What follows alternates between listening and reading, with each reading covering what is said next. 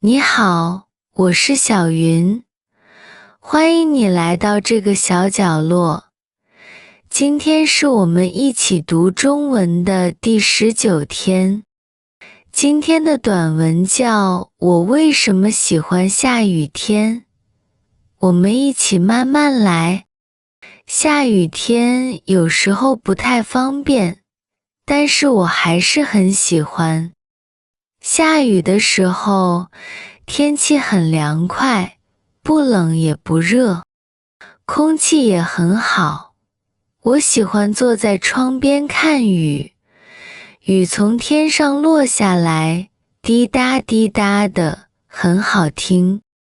我觉得很安静，也很舒服。下雨的时候，我喜欢待在家里。我可以泡一杯热茶，看看书，或者听听音乐。我喜欢这样的时间。有时候，下雨天会让我想起小时候。那时候，我很喜欢穿雨鞋去踩水，水花溅起来，我觉得很好玩。下雨天虽然不能出去玩，但是可以好好休息，所以我喜欢下雨天。你呢？你喜欢下雨天吗？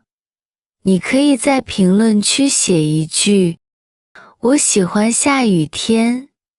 我们明天见。